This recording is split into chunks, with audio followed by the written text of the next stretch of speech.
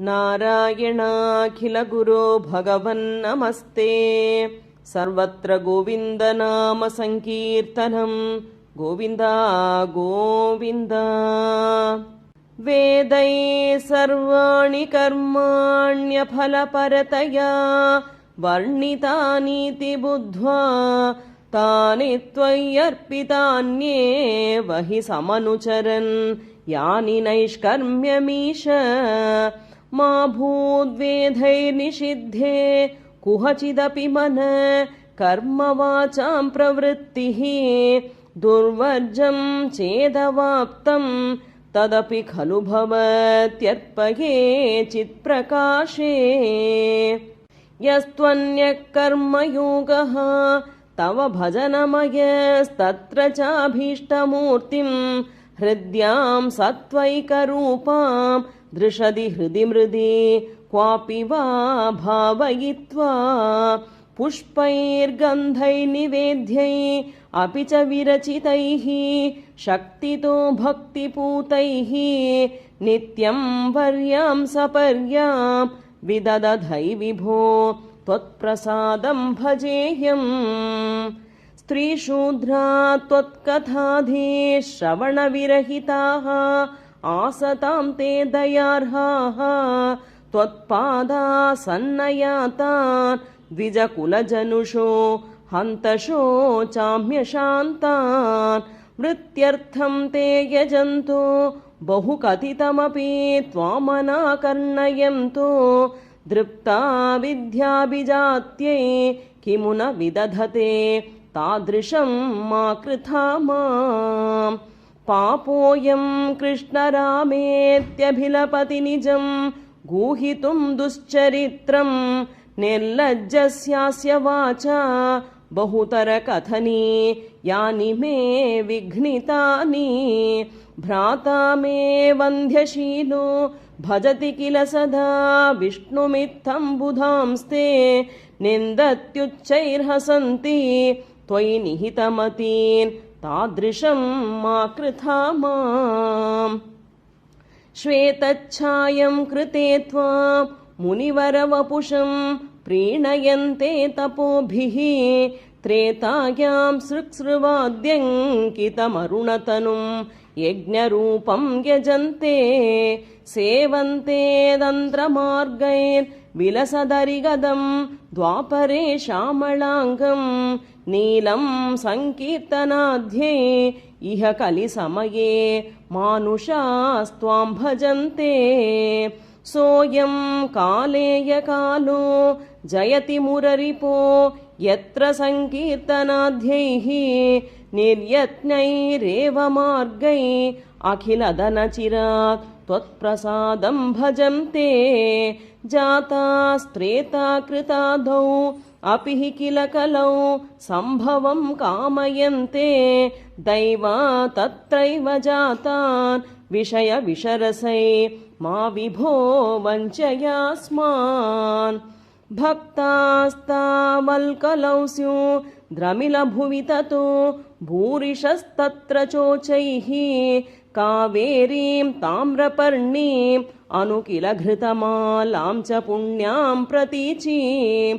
हा मामप्येतदन्तर्भवमपि च विभो किञ्चिदञ्चद्रसं त्वय्या शापाशैर्निबध्य भ्रमयन भगवन् पूरया त्वन्निषेवाम्। दृष्ट्वा धर्मद्रुहं तं कलिमपकरुणं प्राङ्महीक्षित् परीक्षित् हन्तुं व्याकृष्टखड्गो पिन विनिहतवान् सारवेदी गुणांशात्। त्वत्सेवाध्याशु सिद्ध्येत् असदिह न तथा त्वत्परे चैष भीरुः। यत्तु प्रागेव रोगाधिविरपहरते तत्र शिक्षयैनम्। गंगा गीता च गायत्रपि च तुलसिका गोपिका चन्दनं तत् सालग्रामाभिपूजा परपुरुष तथैकादशी नाम वर्णाः। एतान्यष्ट्याप्ययज्ञान्यैकलिसमये त्वत्प्रसादप्रवृद्ध्या क्षिप्रं मुक्तिप्रधानीत्यभिधदुरुषयः तेषु मां सज्जयेथाः देवर्षीणां पितॄणाम् अपि न पुनरिणी किङ्करो वास भूमन् योऽसौ सर्वात्मना त्वां शरणमुपगत सर्वकृत्यानि हित्वा तस्योत्पन्नं विकर्माप्यखिलमपनुध सेवचित्तस्थितस्त्वं तन्मे पापोत्थतापान् पवनपुरपते रुन्धि भक्तिं प्रणीयाः। नारायणाखिलगुरो भगवन्नमस्ते। सर्वत्र गोविन्दनाम संकीर्तनं गोविन्द गोविन्द। बन्धुस्नेहं विजह्यां तव हि करुणया त्वय्युपावेशितात्मा सर्वं त्यक्त्वा चरेयं सकलमपि जगद्वीक्ष्य मायाविलासं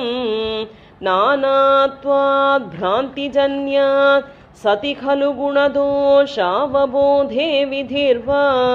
व्यासेधो वा कथं तौ त्वयि निहितमतेः वीतवैषम्यबुद्धेः क्षुतृष्णालोपमात्रे सततकृतधियो जन्तवः सन्त्यनन्ताः तेभ्यो विज्ञानवत्वात् पुरुष इह वरः तज्जने दुर्लभैव तत्राप्यात्मात्मनः स्यात् सुहृदपि च रिपुः यस्त्वयि न्यस्तचेताः तापो चित्तेरुपायं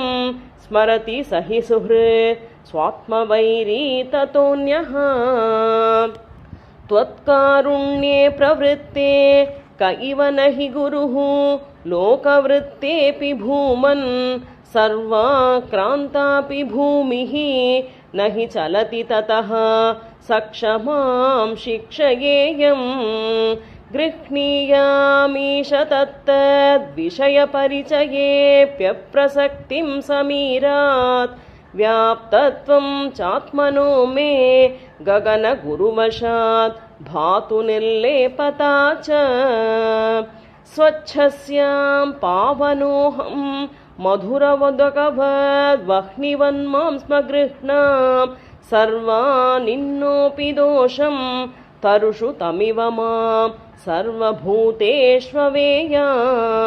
पुष्टिर्नष्टिः कलानां शशिन इव तनोः नात्मनोऽस्तीति विद्यां तोया दिव्यस्तमार्ताण्डवदपि च तनु श्वेकतां त्वत्प्रसादात् स्नेहाद्व्याधातपुत्र प्रणयमृतकपोतायितो मा स्वभुवं प्राप्तं प्राश्नन् सहेय क्षुधमपि शयुवत् सिन्धुवत्स्यामगाधः मापप्तं योषिदाधौ शिखिनिशलभवत् भृङ्गवत्सारभागी भूयासं किन्तु तद्वत् धनचयनवशात् माहमीश प्रणेशम् मा बध्यासं तरुण्या गज इव वशया नार्जयेयं धनौघं हर्तान्यस्तं हि माध्वी हर इव मृगवत् मामुहुं ग्राम्यगीतैः नात्या सज्जेय भोज्ये झष इव बलिषे पिङ्गळावन्निराशः सुप्यां भर्तव्ययोगात् कुरर इव विभो सामिषोर्नैर्न्यहन्यै वर्ते यत्यक्तमानः सुखमतिशिशुवत् निस्सहायश्चरेयं कन्याया एकशेषो वलय इव विभो वर्जितान्योन्यघोषः त्वच्चित्तो नावबुद्ध्यै परमिषु कृदिव क्ष्माभृदायानघोषं गेहेष्वन्यप्रणीतेषु अहिरिव निवसान्यन्दुरोर्मन्दिरेषु त्वय्येव त्वत्कृतं त्वं क्षपयसि जगदीत्यूर्णनाभात् प्रतीया त्वच्चिन्ता त्वत्स्वरूपं कुरुत इति दृढं शिक्षये पेशकारा विड्भस्मात्मा च देहो भवति गुरुवरो यो विवेकं विरक्तिं धत्ते सञ्चिन्त्यमानो मम तु बहुरुजा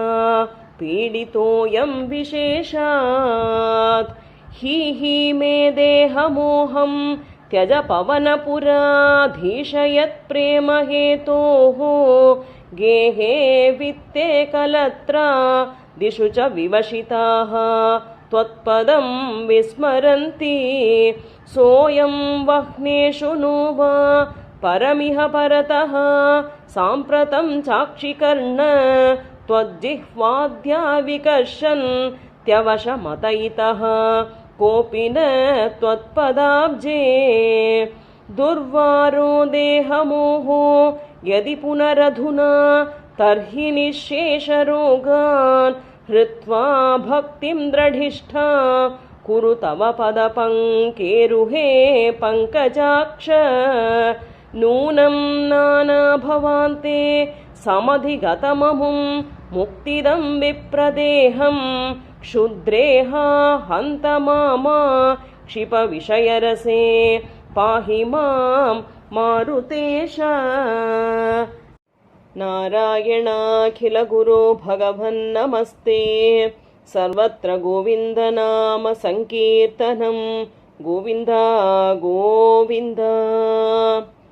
शुद्धा निष्कामधर्मैः प्रवर गुरुगिरा त्वत्स्वरूपं परं ते शुद्धं देहेन्द्रियादिव्यपगतमखिल व्याप्तमावेदयन्ते नानात्वस्थौल्यकार्ष्यादितु गुणजवपु सङ्गतो ध्यासितं ते वह्ने दारुप्रभेदेषु इव महदणुता दीप्तता शान्ततादि आचार्याख्याधरस्तारणिसमनुमिल शिष्यरूपोत्तरारण्यावेदोद्भासितेन स्फुटतरपरिबोधाग्निना दह्यमाने कर्मालीवासनात् कृततनुभुवन भ्रान्तिकान्तारपूरे दाह्या भावेन विद्या शिखिनि च विरते त्वन्मही खल्ववस्था एवं त्वत्प्राप्तितोऽन्यो न हि खलु निखिल क्लेशहानेरुपायः नैकान्तत्यन्तिकास्ते कृषिवदगदषड्गुण्यषट्कर्मयोगाः दुर्वैर्कल्यैरकल्या अपि निगमपथा त्वत्फलान्यप्यवाप्ताः मत्तास्त्वां विस्मरन्तः प्रसजति पतने यान्त्यनन्तान् विषादान् त्वल्लोकाधन्यलोकः क्वनुभयरहितो यत्परार्धद्वयान्ते त्वद्भीतः सत्यलोकेऽपि न सुखवसतिः पद्मभू पद्मनाभ एवं भावे त्वधर्मार्जितबहुतमसां का कथा नारकाणां तन्मे त्वं छिन्दि बन्धं वरद कृपणबन्धो कृपापूरसिन्धो यातात्या त्वन्मयस्यैव हि मम न विभो वस्तुतो बन्धमोक्षौ माया विद्यातनुभ्यां तव तु विरचितौ स्वप्नबोधोपमौ तौ बद्धे जीवद्विमुक्तिं गतवति च भिधा तावती तावदेको भुङ्क्ते देहद्रुमस्थो विषयफलरसान् नापरो निर्व्यथात्मा जीवन्मुक्तत्वमेवं विधमिति वचसा किं फलं दूरदूरे तन्नामा शुद्धबुद्धे न च लघुमनस शोधनं भक्तितोऽन्यत् तन्मे विष्णो कृशिष्टा त्वयि कृतसकल प्रार्पणं भक्तिभारं येन स्यामंशु किञ्चित् गुरुवचनमिल त्वत्प्रबोधस्त्वदात्मा शब्दब्रह्मण्यपीह प्रयतितमनसस्त्वां न जानन्ति केचित् कष्टं वन्द्यश्रमास्ते चिरतरमिह गां बिभ्रते निष्प्रसूतिं यस्यां विश्वाभिरामा सकलमलहरा दिव्यलीलावताराः सच्चित्सान्द्रं च रूपं तव न निगदितं तां च वाचं भ्रियासं यो यावान् यादृशो वा त्वमिति किमपि नैवावगच्छामि भूमन् एवं चानन्यभाव त्वदनुभजनमेवाद्रिये चैद्यवैरिन् त्वल्लिङ्गानां त्वदङ्घ्रि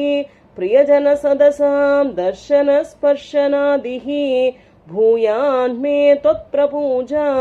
नतिनुति गुणकर्मानुकीर्त्याधरोऽपि यद्यल्लभ्येत तत्तव समुपहृतं देवदासोऽस्मि तेऽहं त्वद्गेहोन्मार्जनाद्यं भवतु मम मुहुः कर्म निर्मायमेव सूर्याग्निब्राह्मणात्मा दिशु लसितचतुर्बाहुमाराधये त्वां त्वत्प्रेमाद्वत्त्वरूपो मम सततमभीष्यन्धतां भक्तियोगः ऐक्यं ते दानहोम व्रतनियमतपस्साङ्ख्ययोगैर्दुरापं त्वत्सङ्गे नैव गोप्य किल सुकृतितमा प्रापुरानन्दसान्द्रं भक्तेष्वन्येषु भूय स्वपि बहुमनुषे भक्तिमेव त्वमासां तन्मे त्वद्भक्तिमेव दृढय हरगदान् कृष्णवातालयेश नारायणाखिलगुरो भगवन्नमस्ते सर्वत्र गोविन्दनाम संकीर्तनं गोविन्द गोविन्द आदौ हैरण्यगर्भीं तनुमविकलजीवात्मिकामास्तितस्त्वं जीवत्वं प्राप्य माया गुणगणखचितो वर्तसे विश्वयोने तत्रोद्वृद्धेन सत्त्वेन तु गुणयुगलं भक्तिभावं गतेन छित्त्वा सत्त्वं हि हित्वा पुनरनुपहितो वर्तिता हे त्वमेव सत्त्वोन्मेषात् कदाचित् खलु विषयरसे दोषबोधेऽपि भूमन् भूयोऽप्येषु प्रवृत्तिः सतमसि रजसि प्रोद्धते दुर्निवार चित्तं तावद्गुणाश्च ग्रथितमिहमितस्तानि सर्वाणि रोद्धुं तुर्ये त्वय्येकभक्तिः शरणमिति भवान् हंसरूपी न्यगादीत् सन्ति श्रेयांसि भूयांस्यपि रुचिभिदया कर्मिणां निर्मितानि क्षुद्रानन्दाश्च सान्ता बहुविधगतयः कृष्ण तेभ्यो भवेयुः त्वं चाचख्यातसख्ये ननु महिततमां श्रेयसां भक्तिमेकां त्वद्भक्त्यानन्दतुल्यः खलु विषयजुषां सम्मदकेन वा स्यात् त्वद्भक्त्या दुष्टबुद्धे सुखमिह चरतो विच्युताशस्य चाशाः सर्वास्युः सौख्यमय्यः सलिलकुहरगस्येवतोयैकमय्यः सोऽयं खल्विन्द्रलोकं कमलजभवनं योगसिद्धिश्च हृद्याः नाकाङ्क्षत्येतदास्तां स्वयमनुपतिते मोक्षसौख्येऽप्यनीहः त्वद्भक्तो बाध्यमानोऽपि च विषयरसै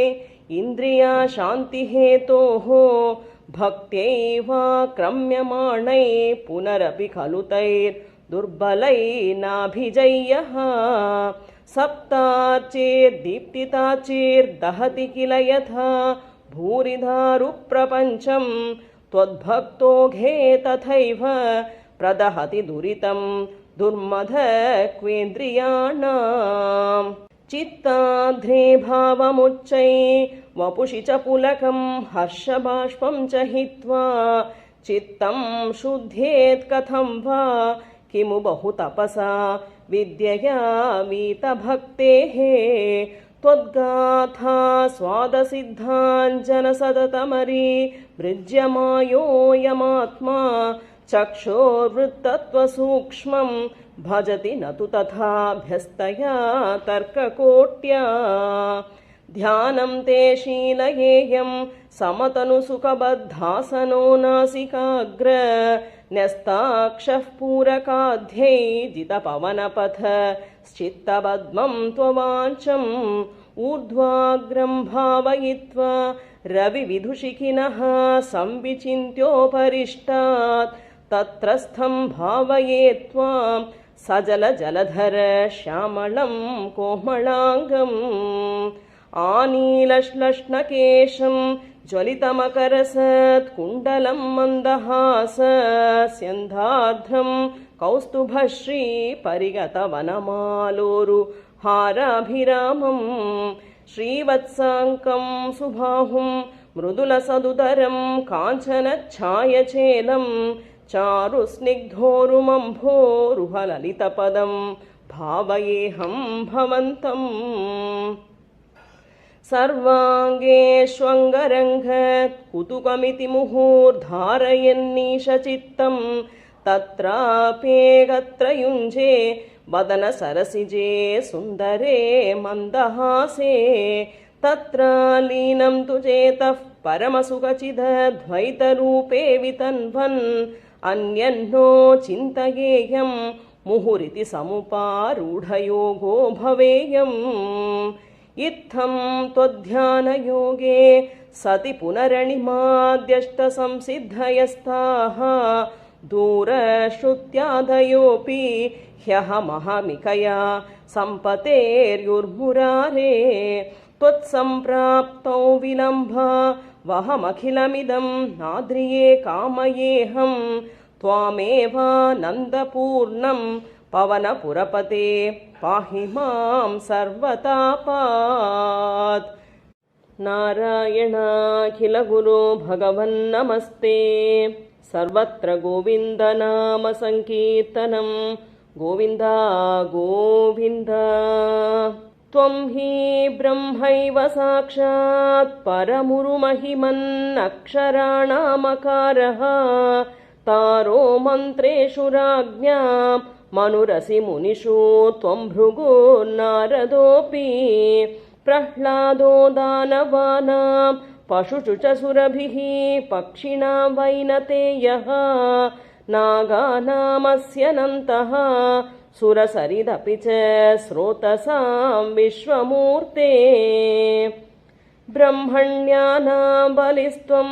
क्रतुषु च जपयज्ञोऽसि वीरेषु पार्थः भक्तानामुद्धवस्त्वं बलमसि बलिनां धाम तेजस्विनां त्वं नास्त्यन्तस्त्वद्विभूते विकसदतिशयं वस्तु सर्वं त्वमेव त्वं जीवस्त्वं प्रधानं यदिह भवदृते तन्न किञ्चित् प्रपञ्चे धर्मं वर्णाश्रमाणां श्रुतिपथविहितं त्वत्परत्वेन भक्त्या कुर्वन्तोऽन्तर्विरागे विकसति शनकैः सन्त्यजन्तो लभन्ते सत्ता स्फूर्तिप्रियत्वात्मकमखिलपदार्थेषु भिन्नेष्वभिन्नं निर्मूलं विश्वमूलं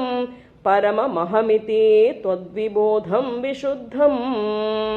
ज्ञानं कर्मापि भक्तेस्तृतयमिह भवत् प्रापकं तत्र तावत् निर्विण्णा नामशेषे विषय इह भवेत् ज्ञानयोगेऽधिकारः सक्तानां कर्मयोगस्त्वयि हि विनिहितो ये तु नात्यन्तसक्ताः नाप्यत्यन्तं विरक्तास्त्वयि च धृतरसा भक्तियोगो ह्यमीषाम् ज्ञानं त्वद्भक्ततां वा लघुसुकृतवशात् मर्त्यलोके लभन्ते तस्मात् तत्रैव जन्म स्पृहयति भगवन् नाकगो नारको वा आविष्टं मां तु दैवात् भवजलनिधिपो तायिते मर्त्यदेहे त्वं कृत्वा कर्णधारं गुरुमनुगुणवा तायितस्तारयेथाः अव्यक्तं मार्गयन्तः श्रुतिभिरपि नये केवलज्ञानलुब्धाः क्लिश्यन्तेऽतीव सिद्धिं बहुतरजनुषाम् अन्त एवाप्नुवन्ति दूरस्थः कर्मयोगोऽपि च परमफले नन्वयं भक्तियोगः त्वन्मूला देवहृद्यः त्वरितमयि भवत् प्रापको वर्धतां मे ज्ञानायैवाति यत्नं मुनिरपवदते ब्रह्मदत्त्वं तु शृण्वन् गाढं त्वत्पादभक्तिं शरणमयति यस्तस्य मुक्तिः कराग्रे त्वध्याने पीह तुल्या पुनरसुकरता चित्तचाञ्चल्यहेतोः अभ्यासादाशु शक्यं तदपि वशयितुं त्वत्कृपा चारुताभ्याम् निर्विण्णः कर्ममार्गे खलु विषमतमे त्वत्कथादौ च गाढं जातश्रद्धोऽपि कामा नयि भुवनपते नैव शक्नोमि हातुं त्वद्भूयो निश्चयेन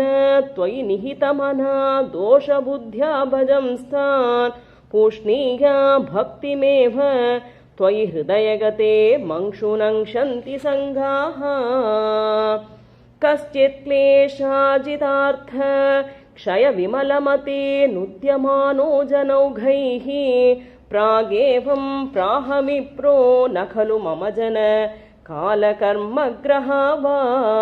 चेतो मे दुःखहेतु तदिह गुणगणं भावयत् सर्वकारीत्युक्त्वा शान्तो गतस्त्वां मम च कुरु विभो तादृशीं चित्तशान्तिम्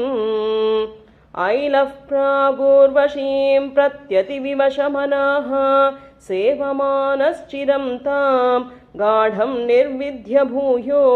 युवति सुखमिदं क्षुद्रमेवेति गायन् त्वद्भक्तिं प्राप्य पूर्णः सुखतरमचर तद्वदूधूतसङ्घं भक्तो तं संक्रियामां पवनपुरपते हन्त मे रुन्धिरोगान् नारायणाखिलगुरो भगवन्नमस्ते सर्वत्र गोविन्दनाम संकीर्तनं गोविन्द गोविन्द त्रैगुण्याद्भिन्नरूपं भवति हि भुवने हीनमध्योतमं यत् ज्ञानं श्रद्धा च कर्ता वसतिरपि सुखं कर्म चाहारभेदाः त्वक्षेत्रत्वं निषेवादितु यदिह पुनः त्वत्परं तत्तु सर्वं प्राहुर्नैर्गुण्यनिष्ठं तदनु भजनतो मंशुसिद्धो भवेयम् त्वय्येव न्यस्तचित्तः सुखमयि विचरन् सर्वचेष्टास्त्वदर्थं त्वद्भक्तैः सेव्यमानानपि चरितचरान् आश्रयन् पुण्यदेशान् दस्यो विप्रे मृगादिष्वपि च सममति मुच्यमानावमान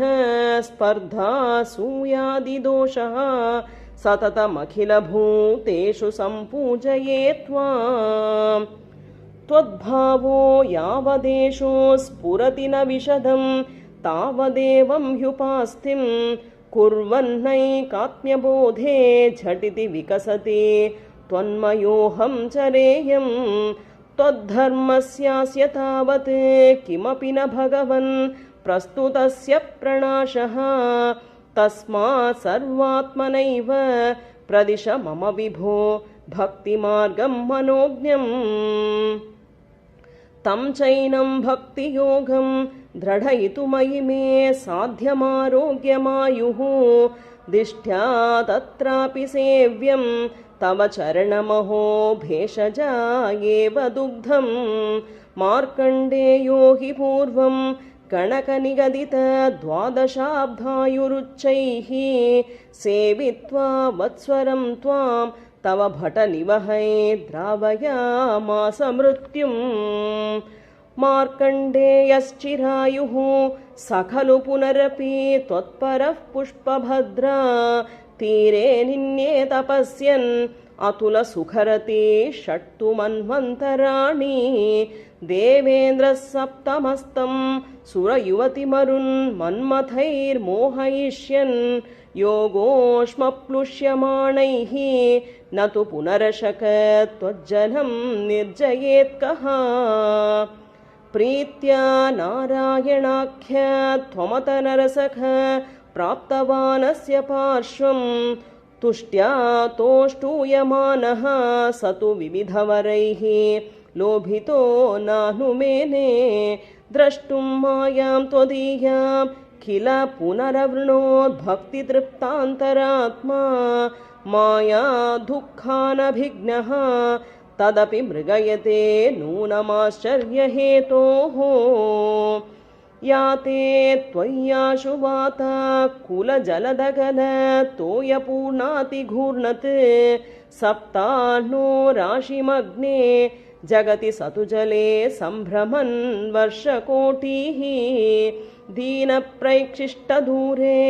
वटदलशयनं कञ्चिदाश्चर्यबालं त्वामेव श्यामलाङ्गं वदनसरसिजन्यस्तपादाङ्गुलीकम् दृष्ट्वा त्वां हृष्टरोमा त्वरितमुपगत स्प्रष्टुकामो मुनीन्द्रः श्वासेनान्तर्विनिष्टः पुनरिह सकलं दृष्टवान् पिष्टपौघं भूयोऽपि श्वासवातै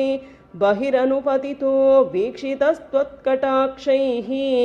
मोदाधाश्लेष्टुकामः त्वयि पिहिततनौ स्वाश्रमे प्राग्वदासीत् गौर्या सार्धं तदग्रे पुरभिदधगत त्वत्प्रियप्रेक्षणार्थे सिद्धाने वास्य दत्त्वा स्वयमयमर्जरा मृत्युतादीन् गतोऽभूत् एवं त्वत्सेवयैव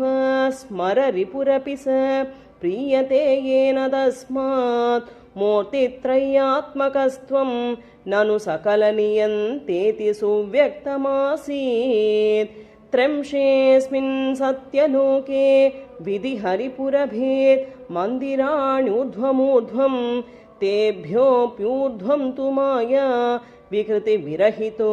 भाति वैकुण्ठलोकः तत्र त्वं कारणाम्भस्यपि पशुपकुले शुद्धसत्त्वैकरूपी सच्चिद्ब्रह्माद्वयात्मा पवनपुरपते पाहि मां सर्वरोगात् करारविन्देन पदारविन्दं मुखारविन्दे विनिवेशयन्तं वटस्य पत्रस्य पुटेशयानं बालं मुकुन्दं मनसा स्मरामि। नारायणाखिलगुरो भगवन्नमस्ते सर्वत्र गोविन्दनाम संकीर्तनं गोविन्द गोविन्द यस्मिन्नेतद्विभातं यत इदमभवत् येन चेदं ययेतत् योऽस्मादुत्तीर्णरूपः खलु सकलमिदं भासितं यस्य भासा नो वाचां दूरदूरे पुनरपि मनसां यस्य देवा मुनीन्द्राः नो विद्योस्तत्त्वरूपं किमु पुनरपरे कृष्ण तस्मै नमस्ते। गुरुवायुरप्पा शरणम्। जन्माथो कर्म नाम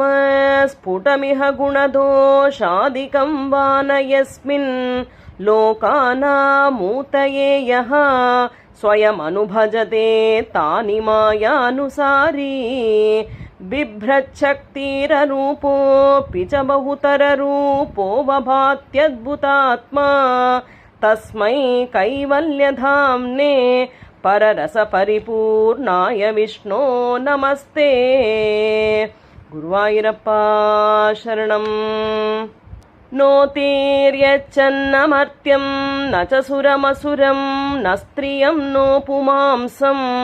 न द्रव्यं कर्म जातिं गुणमपि सदसद्वापि ते रूपमाहुः। शिष्टं यस्यानिषेधे सति निगमशतैलक्षणावृत्तितस्तत् कृच्छ्रेणा वेद्यमानं परमसुखमयं भाति तस्मै नमस्ते। गुरुवायूरप्पा शरणम्। मायायां बिम्बितस्त्वं सृजसि महदहङ्कारतन्मात्रभेदैः भूतग्रामेन्द्रियाद्यै अपि सकलजगत् स्वप्नसङ्कल्पकल्पम् भूयः संहृत्य सर्वं कमठ इव पदान्यात्मना कालशक्त्या गम्भीरे जायमाने तमसि वितिमिरो भासि तस्मै नमस्ते। गुरुवायूरप्पा शरणम्। शब्दब्रह्मेति कर्मेत्यणुरिति भगवन् काल इत्यालपन्ति त्वामेकं विश्वहेतुं सकलमयतया सर्वथा कल्प्यमानं वेदान्तैर्यत्तु गीतं पुरुषपरचिदात्माभिधं तत्तु तत्त्वं प्रेक्षामात्रेण मूल प्रकृतिविकृतिकृत् कृष्ण तस्मै नमस्ते। गुरुवायूरप्पा शरणम्। सत्त्वेन सत्तया वा न च खलु सदसत्त्वेन निर्वाच्य रूपा धत्ते या सावविद्या गुणफणिमतिवत् विश्वदृश्यावभासं विद्या त्वं सैव याता श्रुतिवचनलभै यत्कृपास्यन्धलाभे संसारारण्यसद्य त्रुटन परशुतामेति तस्मै नमस्ते। गुरुवायूरप्पा शरणम्। भूषासु स्वर्णवद्वा जगति घटशरावादिके मृत्तिकावत् तत्त्वे सञ्चिन्त्यमाने स्फुरति तदधुनाप्यद्वितीयं वपुस्ते स्वप्नद्रष्टुप्रबोधे तिमिरलयविधौ जीनरज्जोश्च यद्वत् विद्यालाभे तथैव स्फुटमपि विकसेत् कृष्ण तस्मै नमस्ते। गुरुवायूरप्पा शरणम्।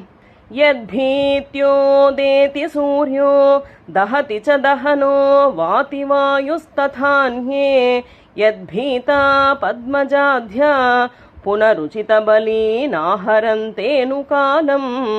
येनैवारोपिता प्राङ् निजपदमपि ते चावितारश्च पश्चात् तस्मै विश्वं नियन्त्रे वयमपि भवते कृष्णकूर्म प्रणामम्। गुरुवायूरप्पा शरणम्। त्रैलोक्यं भावयन्तं त्रिगुणमयमिदं त्र्यक्षरसैक्यवाच्यं त्रीशानाम् ऐक्यरूपं त्रिभिरपि निगमै गीयमानस्वरूपं तिस्रोऽवस्थाविदन्तं त्रियुगजनिजुषं त्रिक्रमाक्रान्तिविश्वं त्रैकान्ये भेदहीनं त्रिभिरहमनिशं योगभेदैर्भजे त्वाम्। गुरुवायूरप्पा शरणम्। सत्यं शुद्धं विबुद्धं जयति तव वपु नित्यमुक्तं निरीहं निर्द्वन्द्वं निर्विकारं निखिलगुणगणव्यञ्जनाधारभूतं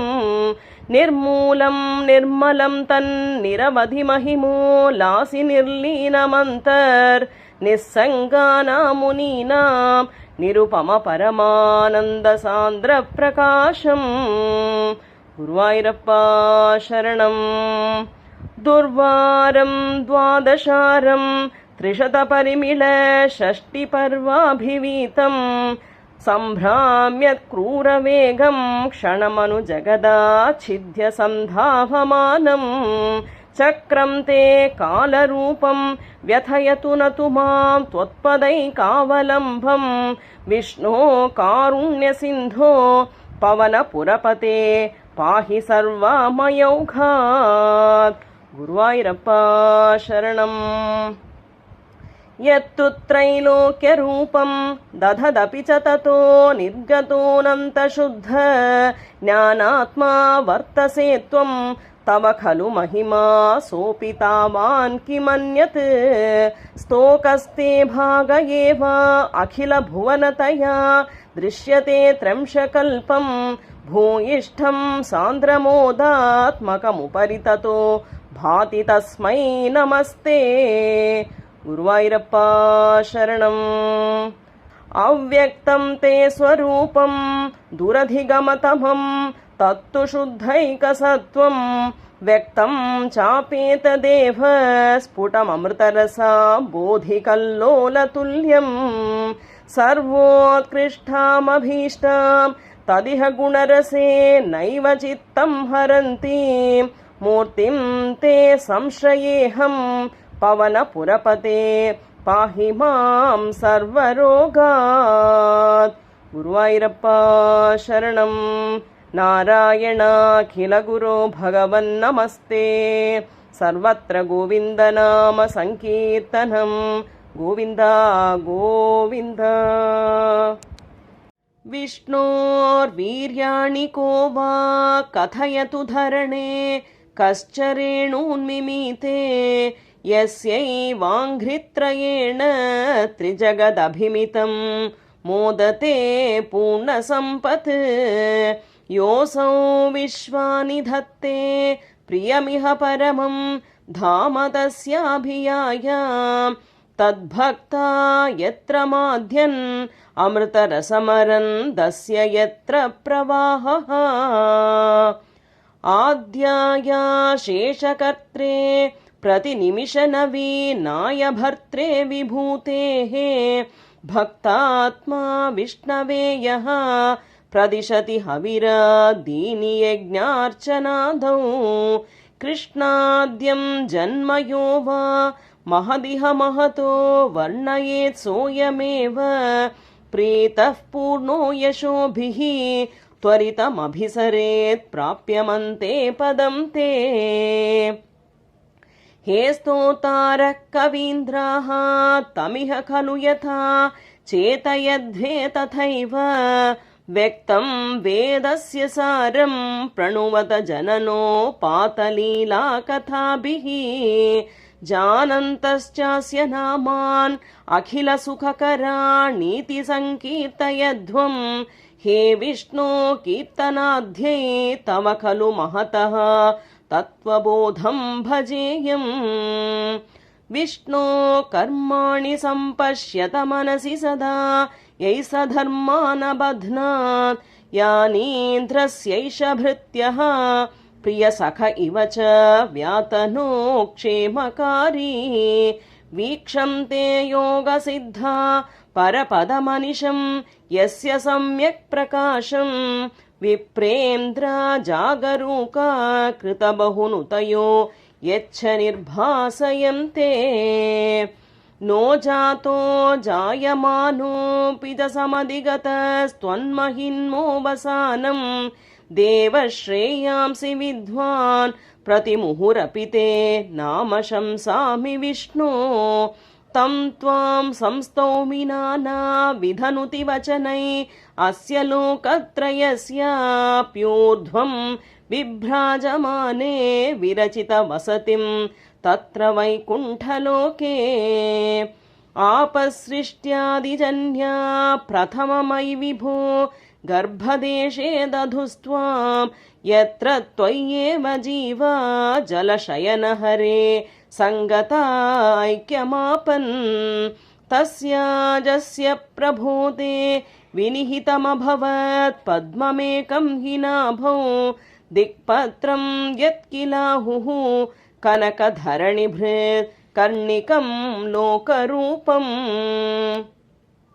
हे लोका विष्णुरेतत् भुवनमजनयत् तन्न जानीथ यूयं युष्माकं ह्यन्तरस्थं किमपि तदपरं विद्यते विष्णुरूपं नीहारप्रख्यमाया परिवृतमनसो मोहिता नामरूपैः प्राणप्रीत्यैकदृप्ता चरथमखपराः हन्तनेच्छा मुकुन्दे मूर्ध्नामक्ष्णां पदानां वहसि खलु सहस्राणि सम्पूर्य विश्वं तत्प्रोत्क्रम्याभितिष्ठन् परिमितविवरे भासि चित्तान्तरेऽपि भूतं भव्यं च सर्वं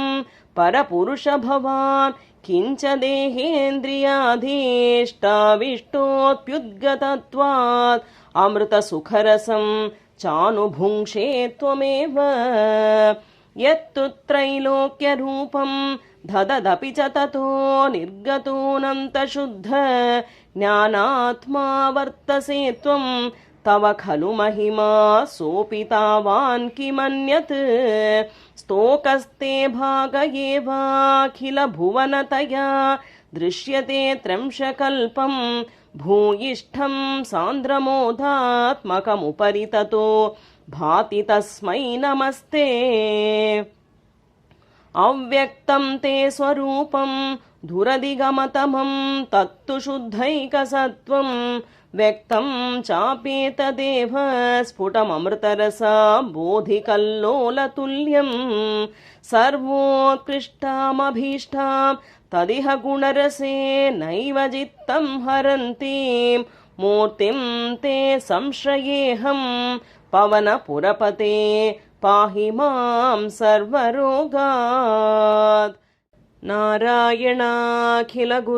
भगवन्नमस्ते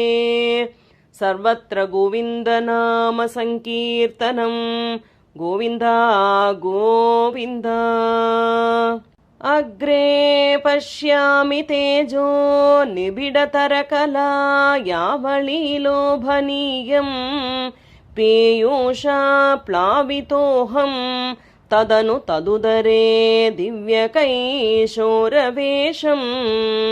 तारुण्यारम्भरम्यं परमसुखरसा स्वादरोमाञ्चिताङ्गैः आवीतं नारदाध्ये विलसदुपनिषत् सुन्दरी मण्डलैश्च नीलाभं कुञ्चिताग्रं घनममलतरं संयतं चारुभङ्ग्या रत्नोतं साभिरामं वलयितमुदयच्चन्द्रकैः मन्दारस्रग्निवीतं तव पृथुकबरी भारमालोकयेऽहं स्निग्धश्वेतोद्रपुण्ड्राम् अपि च सुललितां फालबालेन्दुवीथिम् हृद्यं पूर्णानुकम्पान्नवमृदुलहरी चञ्चलभ्रूविलासैः आनीलस्निग्धपक्ष्मावलिपरिलसितं नेत्रयुग्मं विभोते सान्द्रच्छायं विशालारुणकमलदला कारमामुग्धतारं कारुण्यालोकलीला शिशिरितभुवनं क्षिप्यतामय्यनाथे उत्तुङ्कोलासिनासं हरिमणिमुकुर प्रोलसद्गण्डपाळी व्यालोलत्कर्णपाशाञ्चितमकरमणि कुण्डलद्वन्द्वदीप्रम् उन्मीलद्दन्तपङ्क्ति स्फुरदरुणतरच्छायबिम्बान्धरान्तः प्रेते प्रस्यन्ति मन्द स्मितमधुरतरं वक्त्रमोद्भासता मे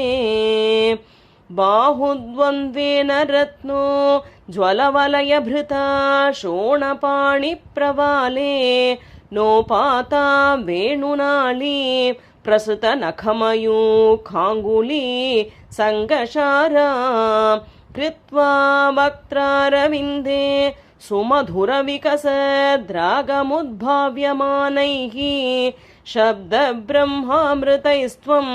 शिशिरितभुवनै सिञ्च मे कर्णवीथिम् उत्सर्पत्कौस्तुभश्री ततिभिररुणितं कोमलं कण्ठदेशं वक्षश्रीवत्सरम्यं तरलतरसमोद्दीप्रहारप्रतानं नानावर्णप्रसूना वलिकिसलयिनी वन्यमालां विलोल लोलम्बां लम्बमाना उरसि तव तथा भावये रत्नमालाम्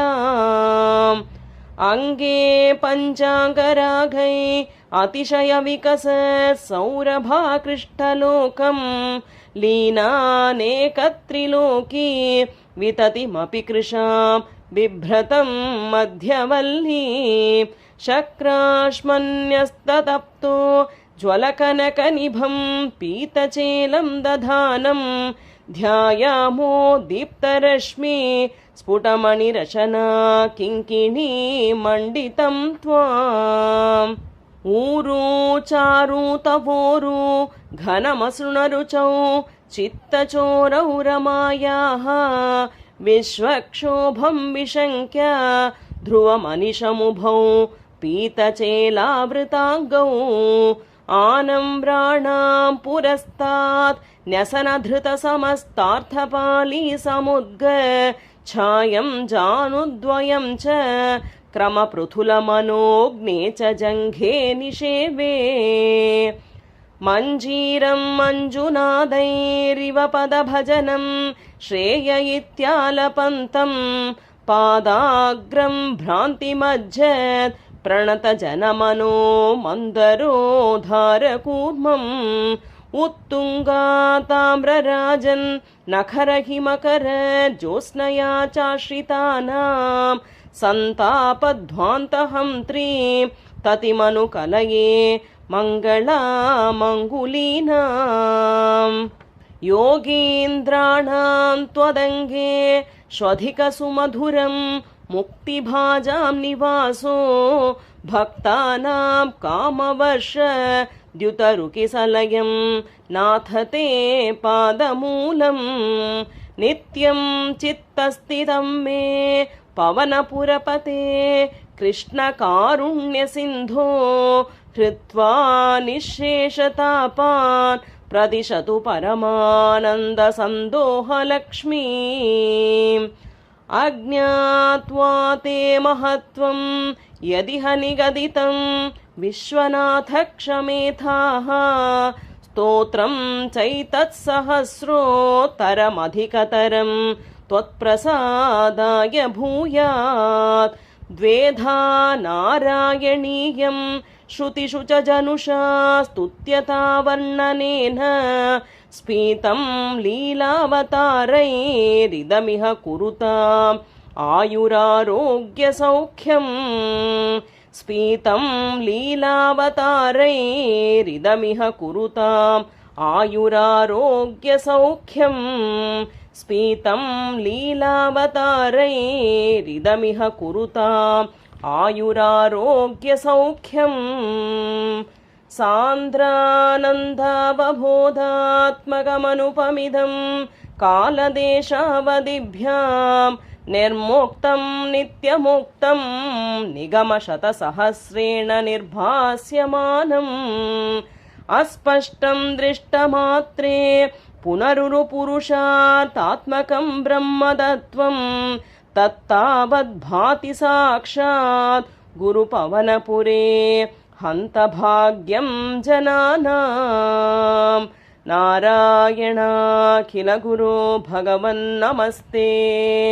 सर्वत्र गोविन्दनाम संकीर्तनं गोविन्दा गोविन्दा।